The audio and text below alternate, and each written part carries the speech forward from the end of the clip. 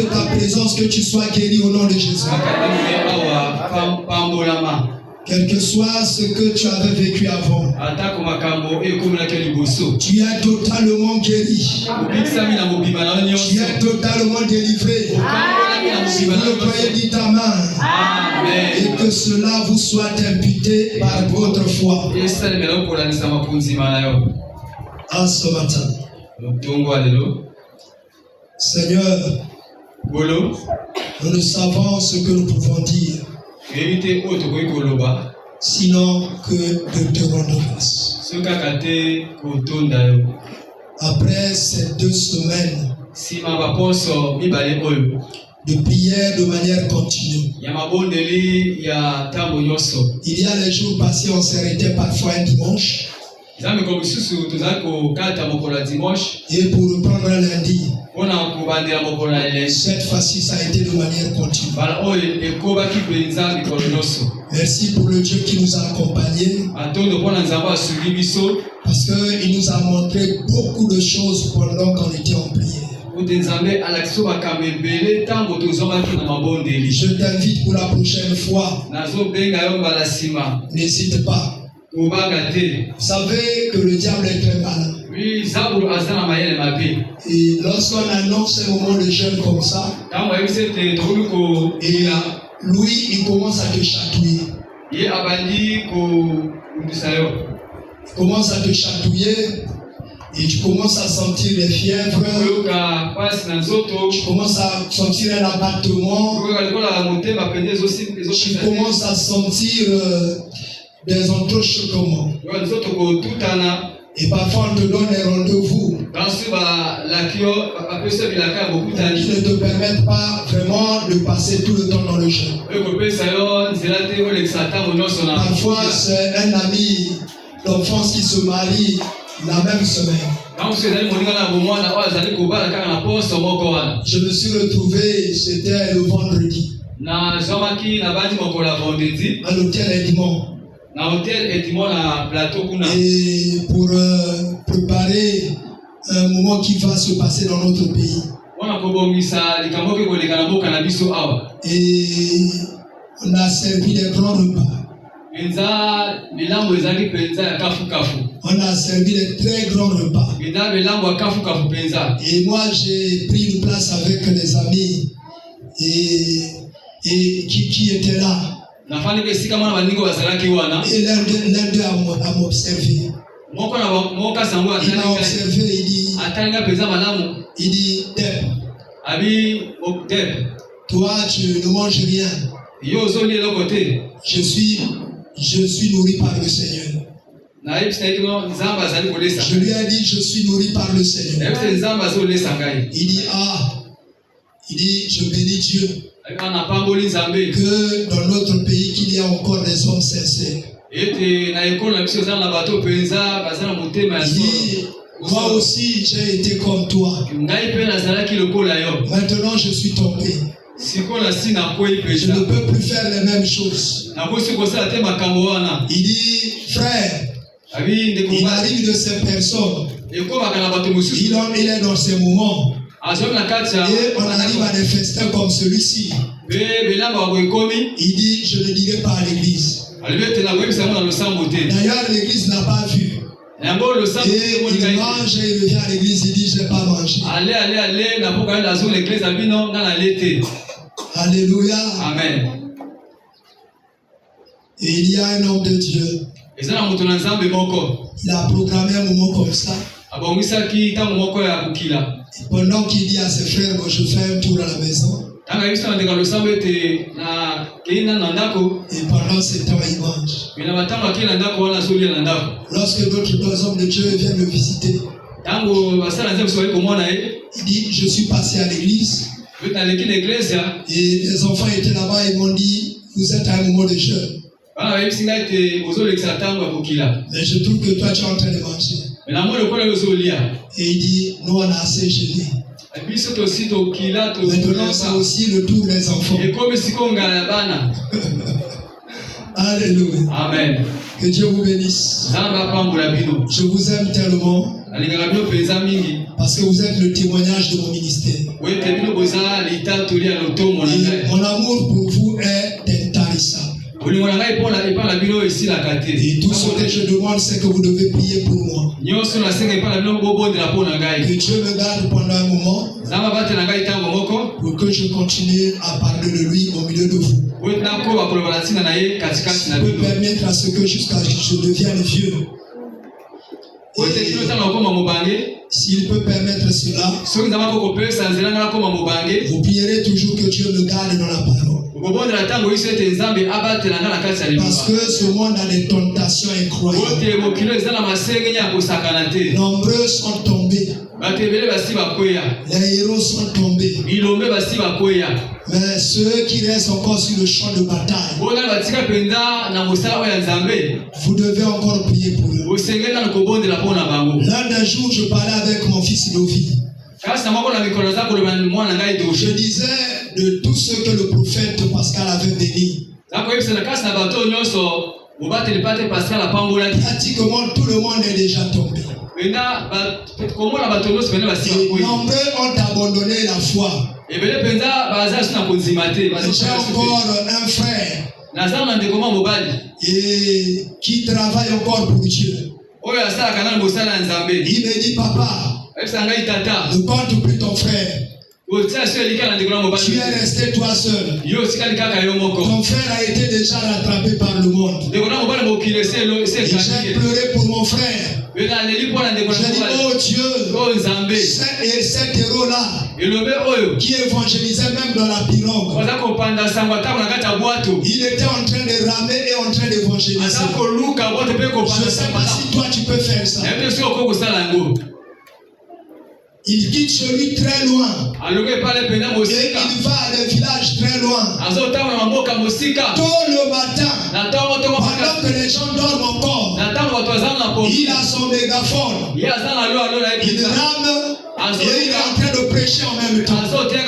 Je dis Dieu, pour cette œuvre-là, relève encore cet homme. Remets-lui dans le champ de bataille. Parce que c'est un héros. Tout le monde ne fait pas ces choses-là. Même nous qui sommes ici en ville, parfois on a du mal d'aller de maison en maison. Mais lui, il prend la pirogue. Il n'a pas de hors-bord. Il rame. Et il est en train de prêcher la parole. Et des personnes comme ça, il faut les soutenir dans la prière. Même si le diable veut les vaincre à un moment, on demandera au Seigneur de les ramener sur le champ de bataille. Alléluia. Ne sois pas content si ton frère est tombé. Ne sois pas content si ta soeur est tombée. Mais tu dois prier pour celui qui est tombé. Tu dois prier pour son rétablissement. Tu dois prier pour que l'onction lui revienne. Tu dois prier pour qu'il avance. Tu dois prier pour qu'il proclame la gloire de Dieu.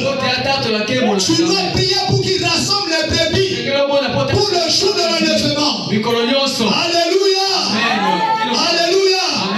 Lorsque vous avez un héros, il faut le soutenir par vos prières. Vous devez même jeûner pour lui. Parce qu'il vous montre la voie. C'est par lui que Dieu passe pour parler à chacun de vous. Vous ne devez pas ignorer le héros. Vous ne devez pas vous associer à ceux qui peuvent le critiquer. Mais vous devez toujours le soutenir. S'il connaît les moments de faiblesse, vous allez dire Dieu aide notre Père à se mettre debout. Alléluia. Vous savez, je suis parfois très heureux. Lorsque je rencontre des personnes, ils me disent, papa, est-ce que tu sais que c'est toi qui nous as enseigné l'intercession? Et tu nous as formés pour pratiquer l'intercession. Je disais au bien-aimé l'autre jour, je suis parti quelque part et j'ai rencontré une soeur. C'était un enterrement. Et j'ai vu une soeur. Oh, je l'ai saluée. J'ai dit, ma soeur, on me dit que tu as une grande église maintenant. Elle me dit, papa, c'est grâce à toi. Et c'est grâce au Seigneur. Elle m'a dit, non, c'est grâce à toi. D'ailleurs, je suis en train de programmer un séminaire. Je dis à l'église que j'ai mon père. Celui qui m'a formé. Je dis non, là-bas je fais dans l'église que mon père était le conducteur. Je travaillais sous l'onction de mon père. Donc je ne peux pas être votre père. Votre père c'est mon défunt père. Et lui est mon père comme vous êtes aussi ses enfants. Et la fille dit non père. Je vous reconnais comme mon père. Elle me dit parce que ce que je suis devenu, c'est toi qui m'as construit. Et c'est toi qui m'as transmis cette onction. Et c'est toi qui m'as fait cette grâce. Il dit, je dis à l'église à mon père, je l'appellerai ici et il viendra prêcher un jour. Je regarde la sœur, j'étais tout triste de mon cœur. Vous savez pourquoi? Parce que moi, j'ai des difficultés pour accepter le mystère de la femme.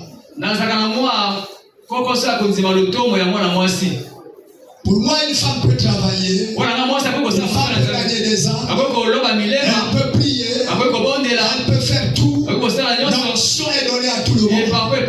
Mais le sacerdoce, il faut que tu aies deux testicules. Quand on est au sacerdoce, c'était là-bas la loi et les principes de la Bible. Mais je reconnais une chose. Lorsque les hommes sont tombés, Dieu élève les femmes. Et c'est l'exemple de Déborah. Je dis, est-ce que ma soeur est une Déborah? Elle me dit, papa, il faut que tu viennes. Je te réserverai quelques jours pour que tu viennes prêcher.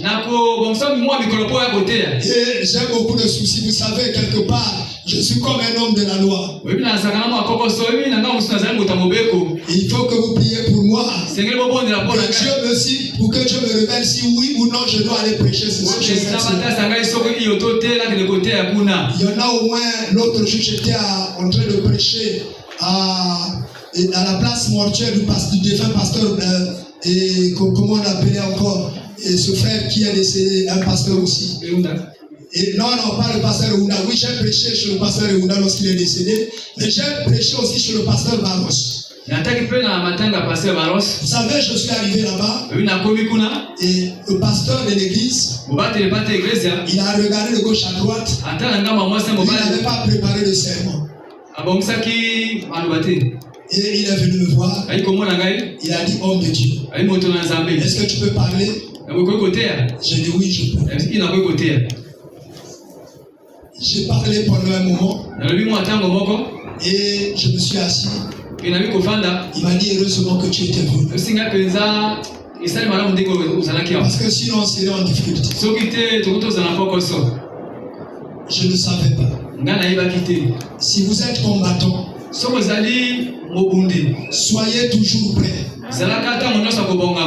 Parce que vous ne savez pas à quel moment le Seigneur veut vous présenter à une foule donnée. Je ne savais pas que j'aurais l'occasion de prêcher à Jacques Opango. Mais ce jour-là, il m'avait été offert l'opportunité par Christ de prêcher au quartier Jacques Opango. Un héros doit être toujours prêt. Alléluia. Amen. Alors ce matin, nous allons nous poser la question. À quel moment une personne qui prie parvient à tout donner au Seigneur? À quel moment une personne qui prie parvient à tout donner?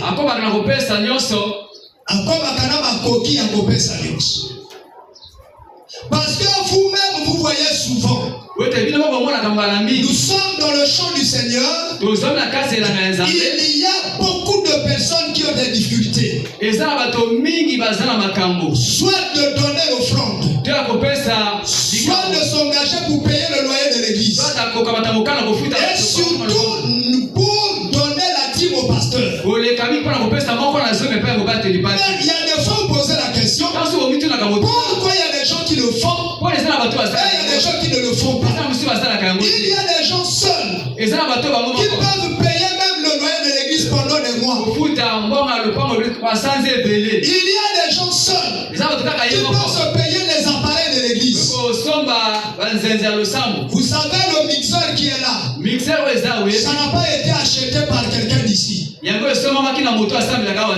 monsieur quelque part qui l'a acheté comme ça. Il me dit, on m'a dit que tu es un pasteur. Je te donne ce mixeur pour que tu travailles pour l'église. Et lorsque je suis arrivé avec, notre frère Sylvain a déclassé notre premier mixeur. Et il a remplacé par celui-là. Alléluia. Amen. Je ne sais pas. Pourquoi ou encore à quel moment quelqu'un parvient à donner au Seigneur?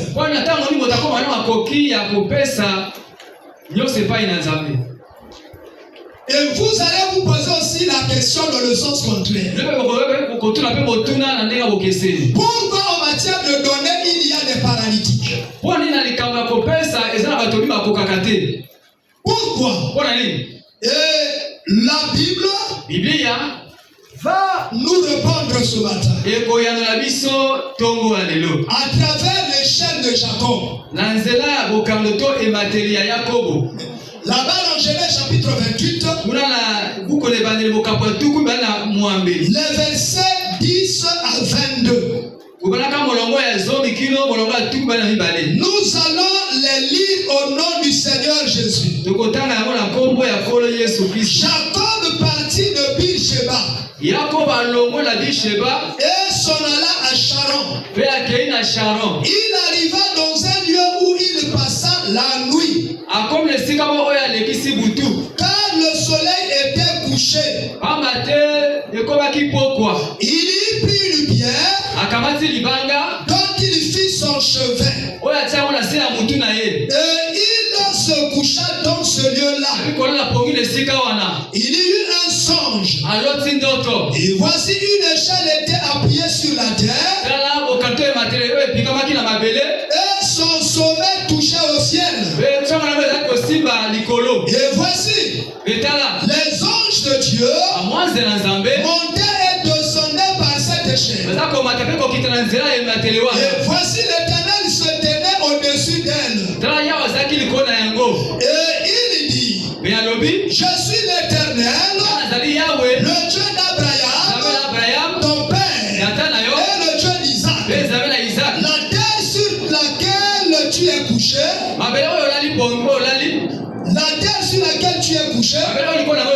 je la donnerai à toi et à ta postérité. Ta postérité sera comme la poussière de la terre. Tu t'étendras à l'Occident et à l'Orient, au septentrion et au midi, et toutes les familles de la terre seront bénies en toi et en ta postérité. Voici, je suis avec toi. Je te garderai partout où tu iras. Et je te ramènerai dans ce pays. Car je ne t'abandonnerai point, que je n'ai exécuté ce que je te dis. Jacob s'éveilla de son sommeil. Et il dit, certainement, l'Éternel est en ce lieu. Et moi, je ne le savais pas. Il eut peur. Il dit que ce lieu est redoutable. C'est ici la maison de Dieu. C'est ici la porte des cieux. Et Jacob se leva de bon matin. Il prit la pierre dont il avait fait son chevet. Il l'adressa pour monument. Et il versa de l'huile sur son sommet. Il donna à ce lieu le nom de Bethel. Mais la ville s'appelait auparavant Luz. Jacob fit un feu. Jacob fit un feu en disant, si Dieu est avec moi et me garde pendant ce voyage que je fais, s'il me donne du pain à manger et des habits pour me vêtir, et si je retourne en paix à la maison de mon père, alors l'Éternel sera mon Dieu. Verset 22, cette pierre que j'ai dressée pour monument sera la maison de Dieu. Et je donnerai la dîme de tout ce que tu me donneras. Et je donnerai la dîme de tout ce que tu me donneras. Et je donnerai la dîme de tout ce que tu me donneras. Alléluia. Alléluia. Alléluia. Bien-aimé, ce matin, nous parlons de l'échelle de Jacob. Pourquoi nous sommes arrivés là? Jacob et son frère Ésaü étaient tous deux les fils d'Isaac. Et la Bible dit que Isaac aimait beaucoup Ésaü, n'est-ce pas? Parce qu'il était chasseur. Et il chassait du gibier. À cause d'Ésaü, Jacob et Isaac mangeaient toujours le gibier. L'intérêt qu'il énorme.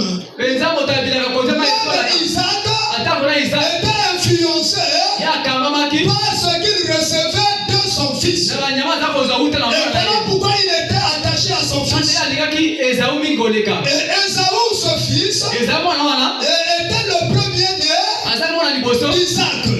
Donc c'est à lui que devenait la bénédiction. Parce que la bénédiction était attachée au droit d'aînesse.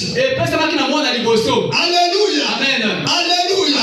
Est-ce que vous savez que dans le Seigneur, nous avons tous le droit d'aînesse? Et la Bible nous dit, vous avez été bénis de toutes sortes de bénédictions dans les lieux célestes. Avant que tu naisses, parce que Dieu te connaissait, tu avais déjà reçu la bénédiction. Tu étais un aîné. Pas par rapport à ta position dans la famille, mais par rapport à ta position dans la rédemption au moyen de l'huile du Seigneur. Amen. Alléluia. Amen. Est-ce que quelqu'un est là? Amen. Mais on dit que Jacob, il restait auprès de Rebecca, sa mère. Vous savez que Rebecca, c'est l'église. Et Jacob, c'est quelqu'un qui aimait rester à côté de sa mère. Donc il aimait toujours rester à l'église. Et parce qu'à l'église, il y a la révélation. Parce qu'à l'église, il y a la puissance. Parce qu'à l'église, il y a la délivrance. Voilà pourquoi vous devez toujours rester à l'église. Et c'est ainsi que Jacob restait auprès de sa mère. Mais un jour, son grand frère est allé chasser. Sur le moment, il avait eu du gibier. Il n'avait pas encore cuit. Mais il avait déjà faim. Il voulait manger. Il dit Jacob, je t'ai vu en train de cuire ton potage. Mais donne-moi ce potage-là. Moi, je vais le manger. Jacob va négocier une chose. Dans la vie, il faut savoir saisir nos opportunités. Jacob savait que Ésaü avait quelque chose que lui n'avait pas. Que lui ne pourra jamais avoir s'il n'arrive pas à tromper la vigilance d'Ésaü. Et il dit à Ésaü, tu veux mon repas? Je consens. Mais seulement à une seule condition. Donne-moi le droit d'aînesse en échange contre mon repas. Ésaü dit de toutes les façons, j'ai tellement faim que si je ne mange pas, je m'en vais mourir. À quoi me sert Esaü est le type des hommes et des femmes qui sont sous l'onction du Seigneur, mais qui croient toujours à la fatalité. Il y a un type de chrétien comme ça. Et c'est d'ailleurs qui fait que ces chrétiens-là déambulent d'église en église. Faut voir les prophètes et les prophétesses, les dizaines de bonnes aventures. Elles ne peuvent pas avoir une foi stable qui leur permet de rester en place.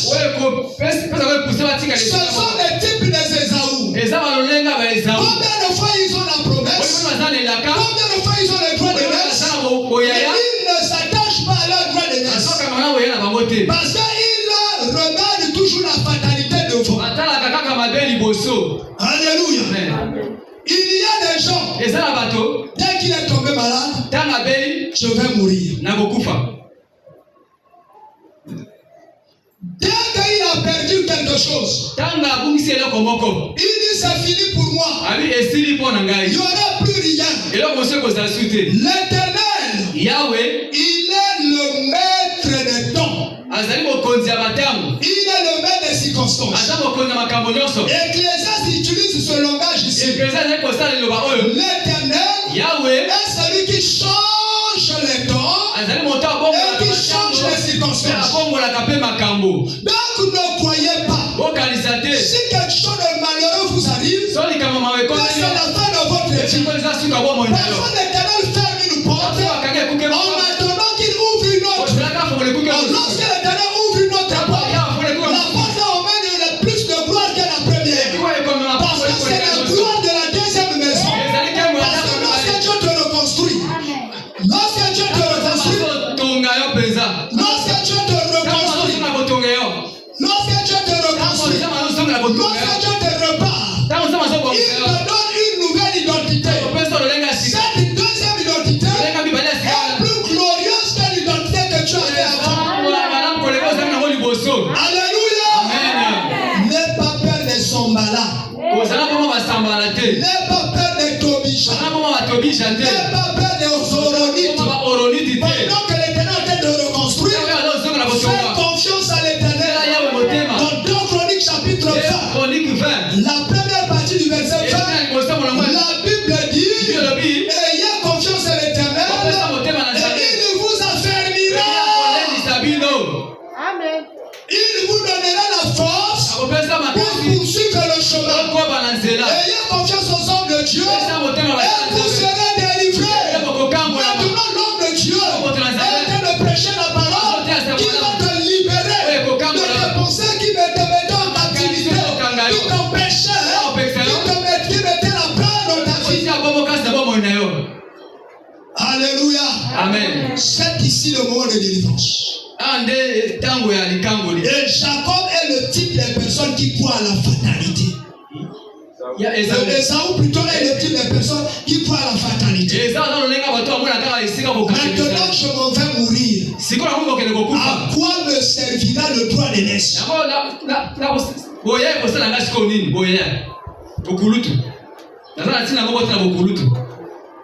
Il dit maintenant je m'en vais mourir. Esaü, quel langage? Qui t'a dit que tu vas mourir? Qui t'a dit que c'est la fin de ta vie? Mon ami, cessez de proclamer des malédictions dans votre vie. Cessez de proclamer des échecs dans votre vie.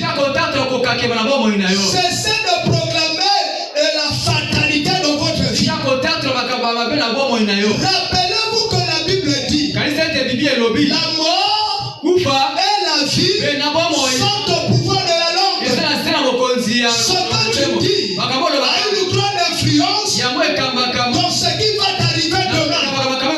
Voilà pourquoi ton nom enfant de Dieu, tu dois proclamer la gloire, tu dois proclamer l'élévation, tu dois proclamer le bonheur. Ne proclame jamais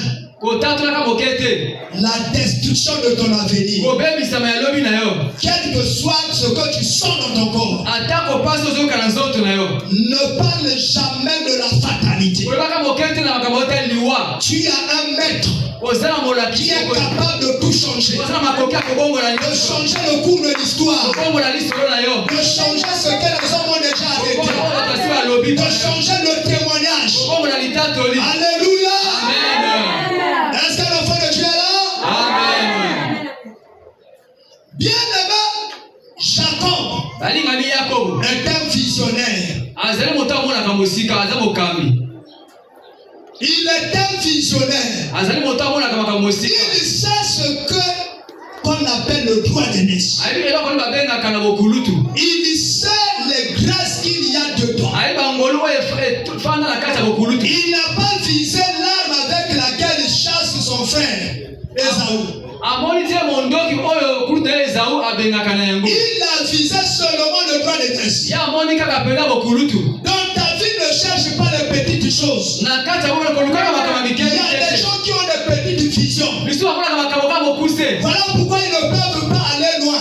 Comme une fois la Bible dit, tu monteras, tu seras haut placé, tu seras la tête, mais tu ne seras pas la queue.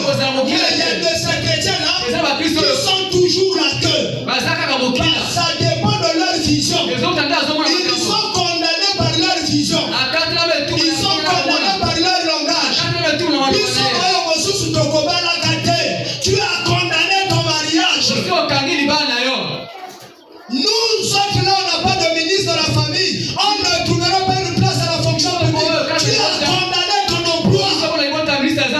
Le président a dit qu'il n'y a pas assez de place là-bas. Donc nous là, comme on n'a pas de parents, on n'aura pas de place là-bas. Tu condamnes ton emploi.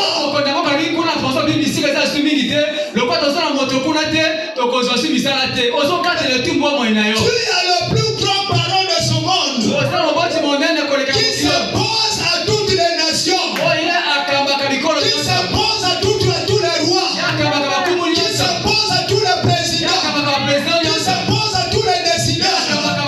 Il peut demander un décideur de signer sans voir ton nom. Amen. Amen. Amen. Il peut demander à un décideur de signer sans voir ton nom. Parce que lui, il peut changer le nom. Le décideur lit un autre nom pendant qu'il n'a pas encore signé. Lorsqu'il signe, lorsqu'on a mis le cachet, on a mis le numéro, on a publié. Il a dit, mais quel est le nom que j'ai signé? Jésus. Il a écrit le nouveau nom. Est-ce que vous le croyez? Il faut avoir une vision où on sait percevoir de grandes choses. Ne l'est pas une petite vision. Ne demande pas à Dieu seulement le pain pour manger. Ne demande pas à Dieu seulement l'eau pour boire. Toi, tu mérites plus que l'eau. Tu mérites plus que le pain. Parce que lui-même il a déclaré. Tu n'avais pas prié pour qu'il fasse la déclaration. C'est lui qui a déclaré dans sa souveraineté. Il t'a dit, vous avez été bénis de toutes sortes de bénédictions dans les lieux célestes. Maintenant, si les autres qui n'ont pas de vision ramassent les petites bénédictions, toi tu es un nègre. Nègre ne mange pas ce qui est pourri. Nègre ne mange pas ce qui est mort. Nègre doit chercher la chair vivante. Toi est la vision des nègres. Regarde les grandes choses et commence à chercher les grandes choses. Dis, je suis un Jacob. Je n'ai pas entendu que un frère me dit, dis, je suis un Jacob. Un Jacob, c'est un visionnaire. Celui qui vise les grandes choses. Celui qui ne vise pas les petites choses. Lorsque tu pries, tu dis, oh Dieu, donne-moi un banc en bois. Dis Dieu, je veux un fauteuil en cuir. Alléluia. Amen. Il y a des gens, il dit à Dieu, Dieu bénis moi. Le jour où Dieu lui donne l'argent, Il a 2 millions entre les bras. Entre les mains, il a 2 millions. Faire le direct. Et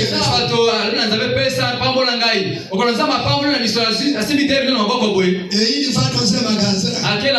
Il voit un fauteuil. Il dit 2 millions c'est trop. Mais tu n'en avais pas. L'Éternel t'a ouvert la porte. Et tu as possédé. Achète les belles choses. Le fauteuil à lui. Si tu dois construire une maison, ne construis pas des maisons à Bramata.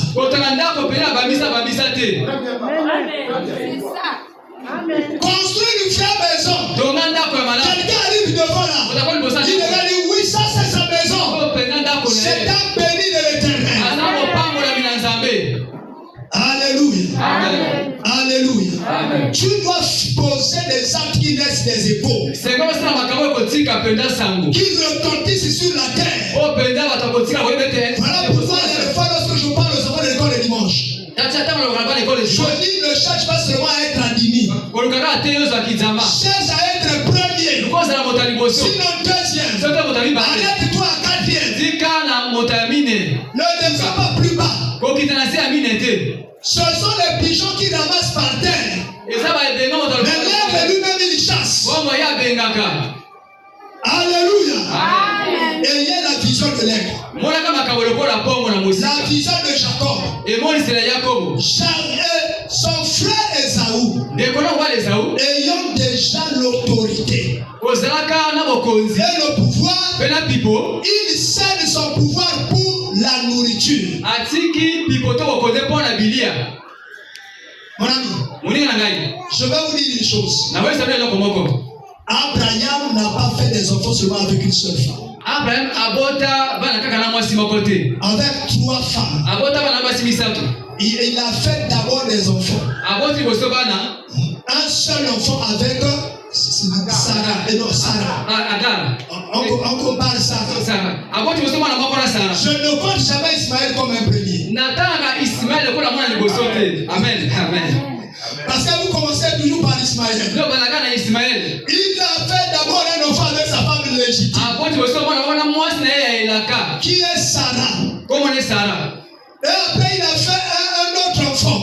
C'est vrai qu'il avait fait avant. C'est avec Agar. Qui était lui-même et elle-même esclave.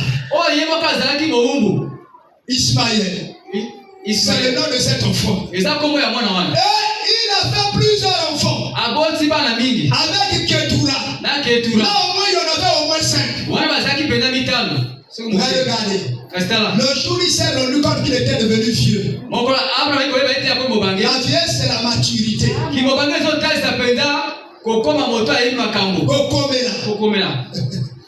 Le jour il est devenu mature. Il dit bientôt je repartirai vers l'Éternel. Je dois partager mon héritage. Il appelle d'abord l'enfant qu'il a fait avec Sarah. Il dit toi, mon premier-né. Parce qu'il était l'enfant de la promesse. Il dit viens. Il dit toi, je te donne tout l'héritage. Tout le fruit de mon travail. Je te le lègue. Après, lorsqu'il a fini par lui, il a terminé avec Isaac. Alors il appelle Ismaël. Et il appelle les enfants de Ketura. Il dit vous là, je vous donne les dons. Vous savez la différence entre un don et un héritage. Vous savez la différence? C'est que l'héritage, c'est la vie éternelle. Dans l'héritage, il y a tous les biens du monde à l'intérieur. Il y a quelque chose au-delà du monde. Le royaume des cieux. La vie de l'éternité. La vraie église. La vraie épouse de Jésus. Ne cherche pas les dons. Il cherche le royaume des cieux. Lorsque Dieu te donne le royaume, il te donne un paquet complet. À l'intérieur, il y a les dons. Mais lorsqu'il te donne le don,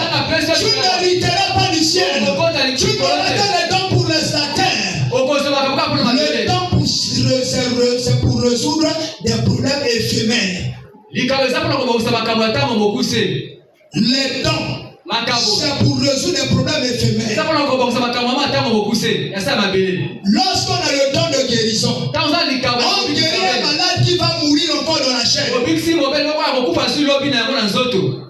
Lorsqu'on a le don de prophétie, on prophétise quelque chose pour aider quelqu'un à sortir d'une situation. Lorsqu'on a le don de discernement, on discerne une chose temporaire. La Bible dit cherchez premièrement le royaume des cieux et la justice de Dieu. Le reste vous sera donné par-dessus. C'est un cadeau. Les dons sont des cadeaux. Mais la vie éternelle est une récompense. Dis, je suis un enfant légitime. Je suis un enfant légitime. Je t'entends pas bien. Dis avec moi, je suis un enfant légitime. Je suis un enfant légitime. Je ne suis pas un Ismaël. Je ne suis pas un Ismaël. Je mérite la vie éternelle. Je mérite la vie éternelle. Acclame pour toi-même. Bien, mon ami. Revenons aux deux frères. Ésaü et Jacob. Les enfants d'Isaac. Vous savez, il prend le repas. Il dit de toutes les façons, moi je suis en train de mourir à cause de la faim. Prends pour toi les doigts d'Inès. Et il mange le repas. Malheureusement pour lui, il ne meurt pas. Mais il a déjà dit prends pour toi le doigt d'Inès. Le doigt d'Inès n'était pas visible. Mais le langage avait suffi pour que le transfert se fasse. Faites attention avec ce que vous dites. Ne prenez pas ça de manière bénigne. Il y a des conséquences dans l'avenir. Lorsqu'il a fini de manger, il s'est rendu compte qu'il a perdu un pouvoir. Le pouvoir a été transféré à l'autre. Il dit je vais le tuer. Comme ça j'ai fini avec lui. Le droit d'Inès va me revenir. Mais Rebecca, leur maman, écoutait dans la cuisine. Et appela son frère. Il dit Jacob viens ici. Il faut être un Jacob dans ta vie. Celui qui talonne. Celui qui arrache. Même ce qui n'était pas destiné.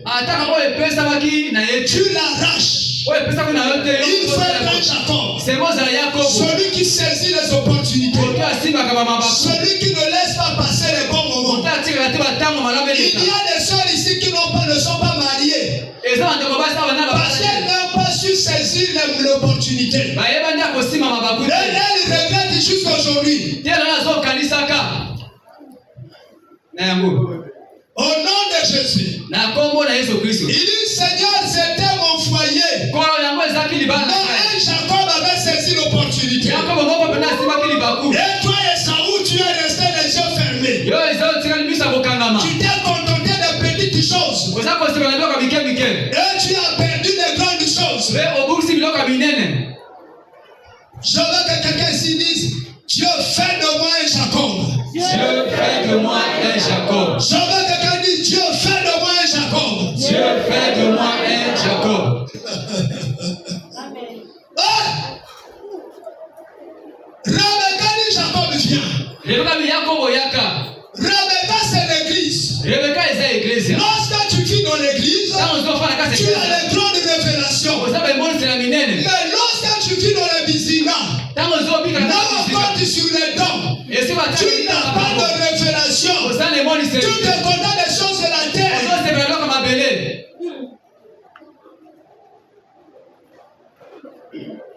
Est-ce que que quelqu'un est en train de voir? Amen. Est-ce que quelqu'un est en train de saisir? Amen. Il faut arrêter avec ces petites choses-là.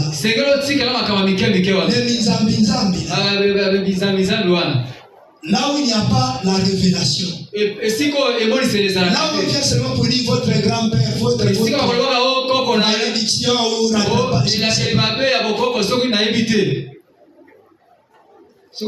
il faut être un aigle qui va plus haut.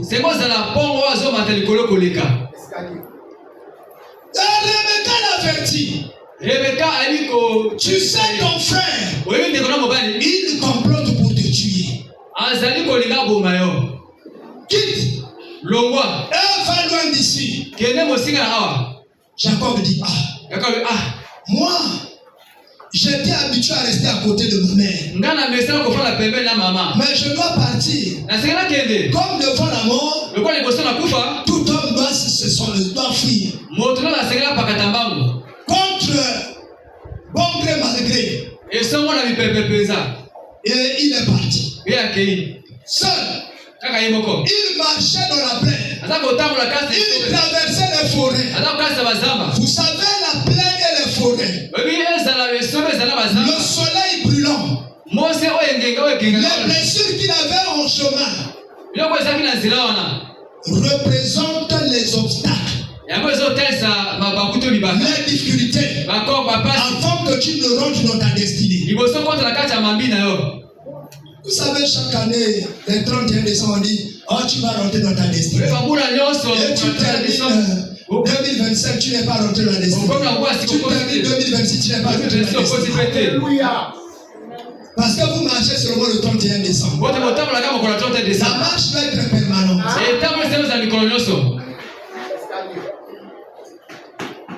Et il marchait. Il était blessé. Il était frappé par le soleil. Il avait des démangeaisons. À cause du soleil et des hautes herbes. Mais il continuait toujours à marcher. Mon ami, que les difficultés ne t'arrêtent pas. Que les difficultés n'abattent pas ta foi. Que les déceptions des hommes ne te découragent pas. Que le langage de ceux qui ont échoué ne te décourage pas. Que les expériences des autres ne te découragent pas. Tu n'es pas celui qui a échoué. Vous et lui, vous n'avez pas la même destinée. Ne le prenez pas comme référence. Dans votre vie, référez-vous aux hommes qui ont gagné. Fais du vainqueur ta référence. Celui qui a échoué ne te compare pas à lui. Alléluia. Amen. Frère, celui qui a échoué là, tu ne dois pas le regarder comme un exemple. Tu dois voir celui qui a réussi. Celui qui a vaincu. Celui qui a commencé par un père. Après il a bâti une boulangerie. Après il a acheté des jetons. Après il a commencé à faire des voyages. Où il importe des choses. Où il va au voir. C'est lui-là qu'il faut regarder. Amen. Nombreux ont la petite vision, ils regardent les gens qui ont fait des petites choses. Même nous qui sommes de l'église là, nous ne devons pas regarder les petits prédicateurs. Nous devons regarder les grands prédicateurs. Alléluia. Non. Yongishu, il avait 5 personnes dans son église. Il donnait des prédications de 3000 personnes. Et un jour, une maman est venue la voir. C'était sa belle-mère. Elle lui dit, Yongishu, mais toi, je ne sais pas comment tu es. Nous sommes seulement 5 dans l'assemblée. Et tu prêches comme si on était 10 000. Et il dit à sa maman, je vois 3 millions de chrétiens assis ici. Et lui ne dit pas, sa belle-mère disait 10 000. Mais elle dit, moi je vois 3 millions de chrétiens assis ici. Lorsque je prêche à 3 millions de chrétiens. Sa maman La foi, c'est la folie. La foi vous permet de percevoir les choses que les autres n'ont pas perçues.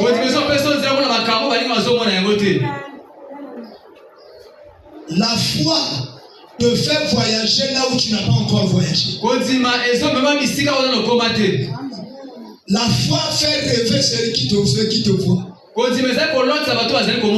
David était devant Goliath. Comparer la taille de David et la taille de Goliath,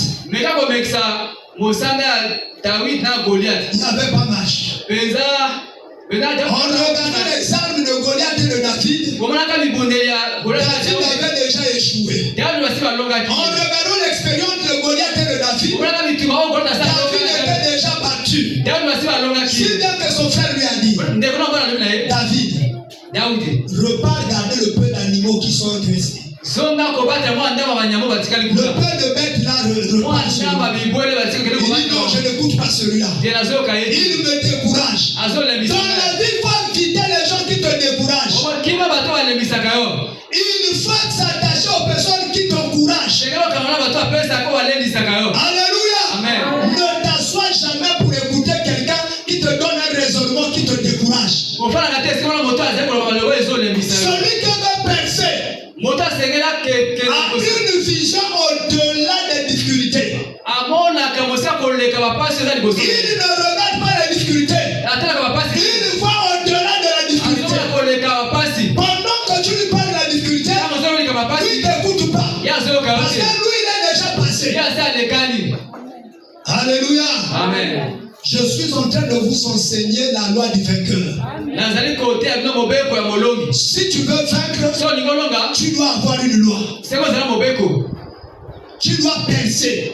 Parce que nombreux ne percent pas. Même lorsqu'il est allé voir Saül, mais Saül lui a dit, mais toi tu ne peux rien. Il dit, essaie d'abord mon habit de combat. Mon habit. Il essaie, il tombe. Et Saül lui dit, mon fils, laisse. Il dit, je ne continue pas à t'écouter. Il repart au torrent. Là où on doit se ressourcer. Le torrent, c'est le lieu de prière. Le torrent, c'est le lieu de l'alliance. Le torrent, c'est là où on se remet au Créateur. À lui-même qui donne l'armement. À lui qui donne l'armure. L'armure invisible. Lorsqu'il a fini au torrent, il est reparti dans le champ de bataille. Là-bas, il n'a plus posé de questions. Lorsque tu es prêt, ne pose pas de questions aux gens. Sinon, le raisonnement des gens va te ramener, va te refroidir, va te rendre incapable. Et il a sorti seulement des rangs. Pendant que Goliath cherchait quelqu'un qui sortait des rangs, lui s'est déjà présenté. Moi, voici. Goliath le décourage. Il dit, toi là, je n'ai pas besoin du javelot. Je n'ai pas besoin de la lance. Par mes mains seulement, je te sors comme on sort un habit. Et je vais te déchirer. Il dit, Goliath, toi, tu viens contre moi avec le lance et le javelot. Mais moi, je viens contre toi avec le nom de l'Éternel. Comme le nom de l'Éternel est invisible. Le combat est déjà remporté. La victoire est déjà dans la poche. Comment combattre quelque chose que tu ne vois pas? Il faut que Dieu t'ouvre les yeux. Sinon tu ne verras pas. Alléluia. Amen. Ainsi il a renversé Goliath. Un seul homme s'est combattu. Mais la victoire c'était pour tout le monde. Et tu es un héros qui rendra ta famille heureuse. Tu es un héros qui changera la situation de ta maison. Il y a des gens dans ta maison qui vont te décourager. Mais si tu vas les écouter tout le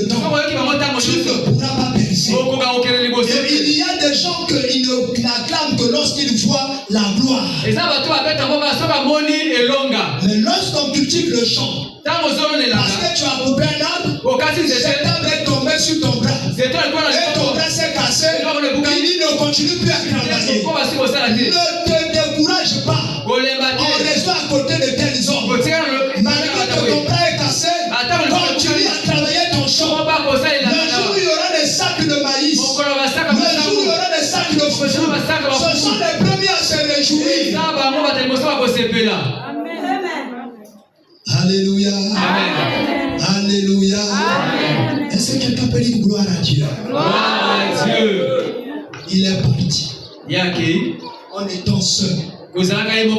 La nuit aussi tombée. Et lui, il a pris la pierre. Et il a posé la pierre par terre. Il a posé sa tête. Lorsqu'il s'est endormi profondément, Dieu l'a ouvert les yeux. Il voit un escalier qui partait du ciel à la terre. Et il y avait la lumière de l'automne. Et les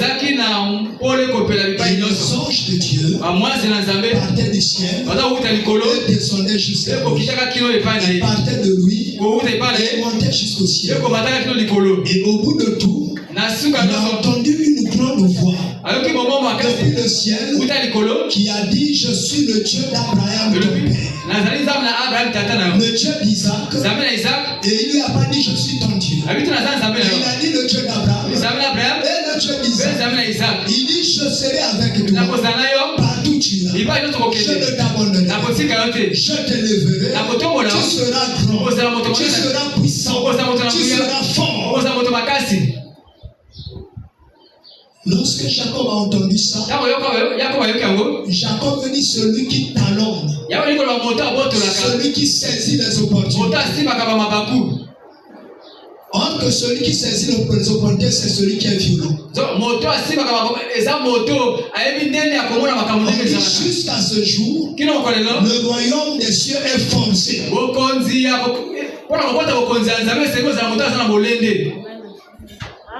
Ce sont les violents qui s'en ont pas. Et voyez, lui, il s'est réveillé. Il dit: tiens, il y a quelque chose que je ne savais pas. Donc pendant que je marchais là, le Dieu de mon père, le Dieu de mon grand-père, il était avec moi. Il tombe à genoux. Il prend la pierre sur laquelle il avait posé la tête. Or que cette pierre-là, c'était Christ. Il a bâti un autel. Il s'est agenouillé. Et il a dit: Dieu, si tu iras avec moi partout, si tu me donnes tout ce que je te demande, alors moi, je te donnerai la dîme de tout ce que tu me donneras. Écoute, il dit: je te donnerai la dîme. Seigneur, tu permettras que je dise? Écoute, il dit: cette pierre que j'ai dressée pour monument. Et d'abord, je prends le verset 19. Il donna à ce lieu le nom de Bethel. Bethel veut dire la maison de Dieu. Parce que là où Dieu te parle, c'est un tuyau que tu ne dois pas abandonner. Chaque fois Abraham repartait au mont Sinaï, parce que c'est là-bas qu'il avait entendu la voix de Dieu. Et c'est là-bas qu'il devait donner le sacrifice d'Isaac. Tu ne dois jamais quitter le lieu de l'alliance. Si c'est dans le jeûne et dans la prière, quand tu écoutes la voix de Dieu, même si tu marches, tu remarches, tu trimanches, tu quadrimanches, tu quintonmanches, tu dois répartir. Tu dois m'envoyer tes repas sur toi. Je dois repartir vers Elohim. Je lui parlerai dans le jeûne. Parce que lorsque je suis dans le jeûne, lui il me parle. Repars dans le jeûne. Alléluia. Amen. Jacob il dit: ce lieu je l'appelle Bethel. Il dit c'est la porte des cieux. Là-bas il y a l'escalier qui va de la terre, qui va jusqu'au ciel. On peut monter pas à pas jusqu'à arriver au ciel. Il dit c'est ici la porte des cieux. Et c'est là où il faut bâtir un hôtel. Mon ami, le lieu où Dieu te parle, c'est là où tu dois bâtir l'hôtel. L'hôtel, c'est le lieu de la prière. L'hôtel, c'est le lieu où tu quittes tout le monde. Tu te mets à part et tu parles à ton Dieu. Tu dois bâtir l'hôtel dans ton corps. Là-bas au fond de ton cœur. L'hôtel doit être là-bas. C'est là-bas l'hôtel de l'adoration. C'est là-bas l'hôtel de la louange. C'est là-bas l'hôtel des sacrifices.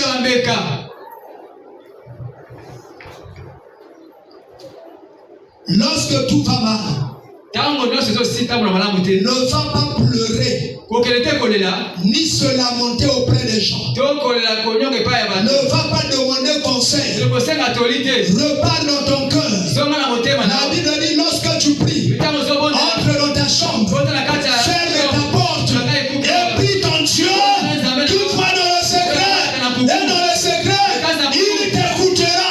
Lorsque ton Dieu t'écoute, il va t'exaucer. Bâtis l'autel dans ton cœur. Alléluia. Amen. Où se trouve l'autel de ta prière? Il faut que tu le baptises dans ton cœur. Ton cœur est la porte des cieux. Ton cœur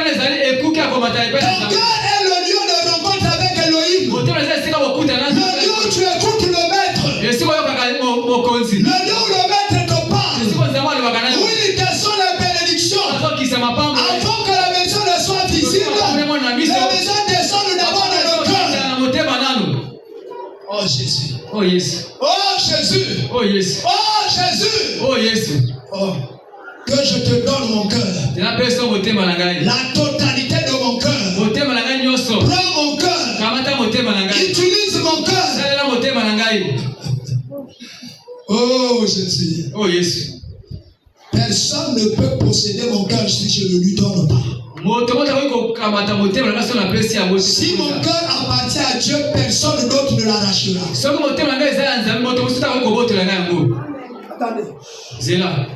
Attendez un peu. Jacob fit un vœu en disant si Dieu est avec moi et me garde pendant ce voyage que je fais, s'il me donne du pain à manger et des habits pour me vêtir, et si je retourne en paix à la maison de mon père, alors l'Éternel sera mon Dieu.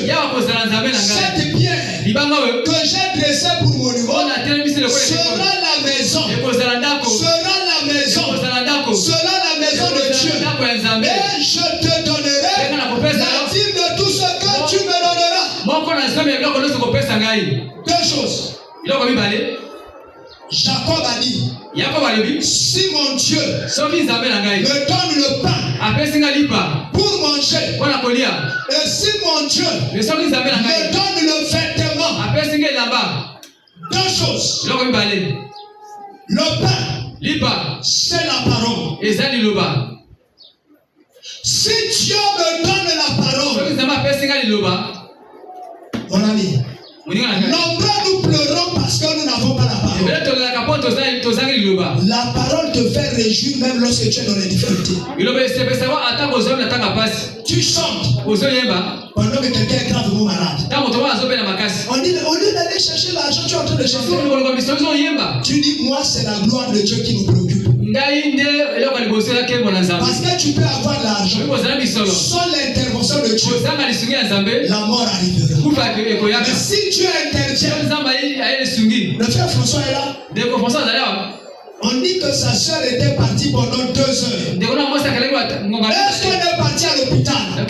Si on était allé à l'hôpital, qu'est-ce que le médecin devait faire? Il devait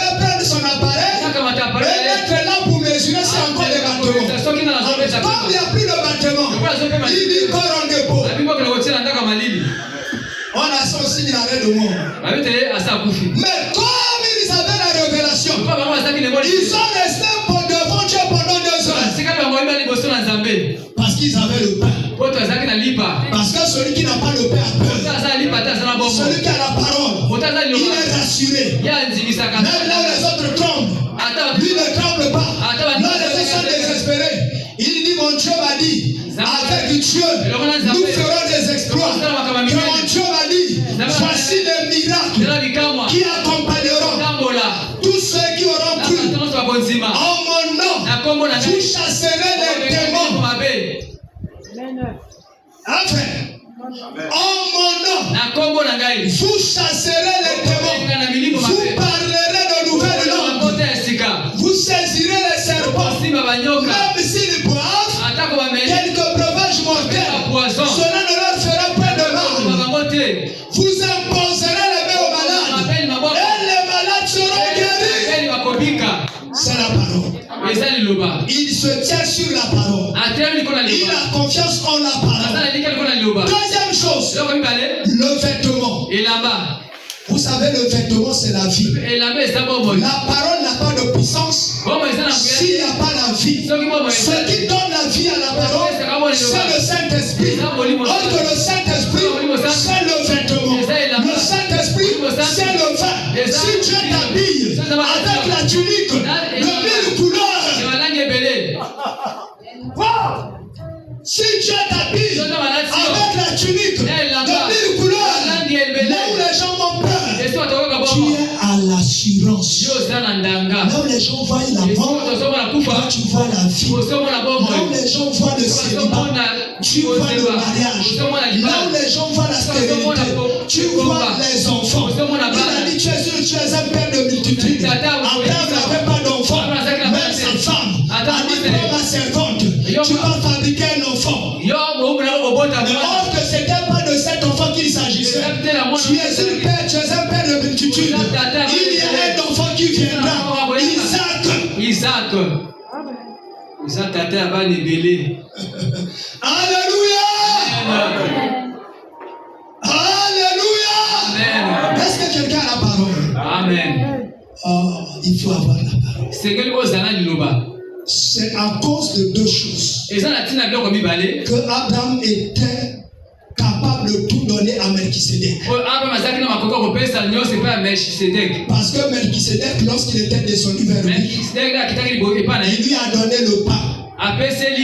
Et il lui a donné le vin. Le pain, c'est la parole. Le vin, c'est ce qui donne la vie à la parole. C'est-à-dire le Saint-Esprit. Et lorsque Dieu a parlé à Jacob ici, il lui a donné 2 choses.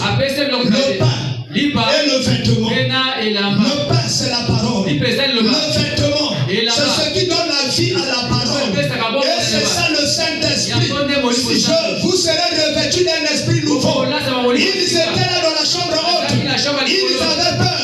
Dès que le nouvel habit est descendu, le Saint-Esprit, ils ont été capables de bousiller les barrières, de sortir, de prêcher son micro. Et 3000 personnes ont reçu le baptême. Est-ce que tu peux te mettre debout?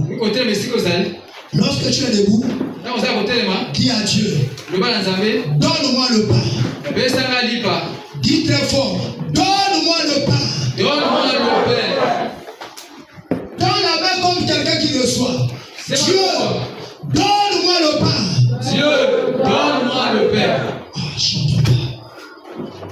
Je veux entendre. Je veux entendre la foi. Je ne veux pas entendre la voix. Je veux entendre la foi. Je ne veux pas entendre la voix. Je veux entendre la foi. Dieu, donne-moi le pain. J'entends encore ce demande. Dieu, donne-moi le pain. La deuxième chose, c'est le revêtement. L'habit. Dieu, revêt-moi. Oh frère, tu déroutes les autres. Dieu, réveille-moi. Dieu, réveille-moi. Dieu, habille-moi. Dieu, habille-moi. L'habillement, c'est le vin. C'est le Saint-Esprit. Et à Jacob, il dit, ce Dieu me fait cela. Je lui donnerai la dîme de tout. Mon ami, si quelqu'un a le pain et il a le vin, il n'hésitera pas pour donner pour Dieu.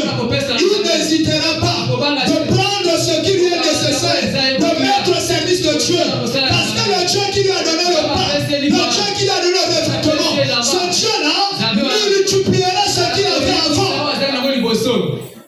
Il s'appelle le Dieu de l'abondance. Le Dieu qui même au désert prit le pain de la boulangerie du ciel et l'envoie sur terre. Le Dieu qui même au désert brise la pierre et envoie de l'eau. Le Dieu qui même au désert envoie le Seigneur Jésus qui est le médecin des cas désespérés. Je ne sais pas pourquoi tu es là ce matin.